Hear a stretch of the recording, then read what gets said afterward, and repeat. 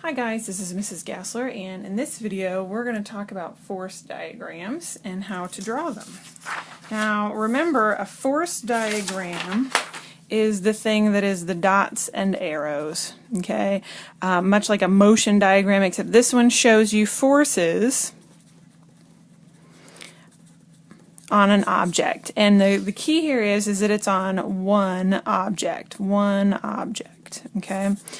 If you have to draw force diagrams for two objects, you would end up with two force diagrams. So I'm going to bring this paper around because this is how I do it. There's nothing magical about drawing a force diagram. I just have to think about what forces there are and which way they're going, and then maybe some relative sizes. Okay, so let's talk about drawing a force diagram for a car going down the highway.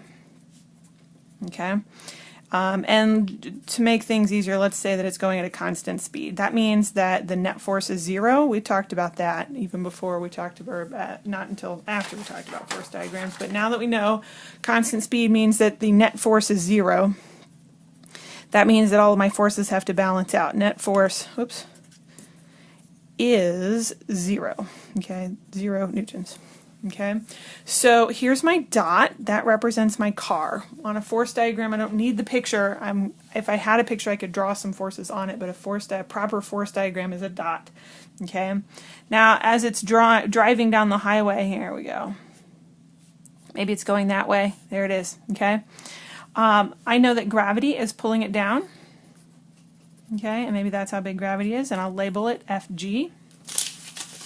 And if I want to think about what other forces there are, I just have to ask myself, is there an electric force? No. This one's not going to be on a force diagram. Air and water resistance? Yeah, there's totally some air and water resistance. There's also some other friction. I can write those as two separate arrows, or I can make them one arrow.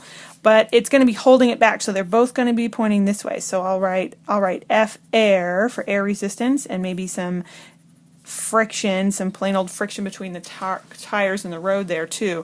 Again, if I just made one arrow for all of friction, that would be okay too. Okay, there's no buoyant force, it's not floating. There's no elastic force making it go. There's no tension because there's no rope. Normal force is pretty much everywhere there is something on a surface. So the normal force points upward, and it's going to be about the same size as my gravity, okay, because it's not going up or down.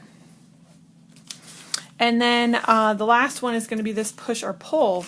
That is coming from the engine, so I could label this as either F push, or I could call it F engine, which I like to do because that tells me that it's a car. With a push or pull, you can label it however you like, as long as it's not one of these other kind of forces, and that would be okay. Okay. Now I want to talk a little bit more about that normal force, because that normal force is something special. It depends on the surface. So if your surface is tilted, your normal would look a little different. So let's say we've got a box here, okay? My normal on a flat surface points straight up, but remember the normal is always at a right angle to that surface. So on this surface, my normal is going to point this way. Okay, in fact, it's not going to be as much either because that surface isn't helping to hold it up anymore. And then this one is going to be pointing this way. But notice how they're always perpendicular to the surface. So it depends on what that surface looks like as to what how you draw that normal force there. Okay, now practice makes perfect on drawing force diagrams. So if you haven't completed some of those worksheets where we did the force diagrams, like force diagrams practice 1 and force diagrams practice 2, you'll want to make sure you take care of those and turn those in. Let your teacher know if you have any questions. Thanks for watching.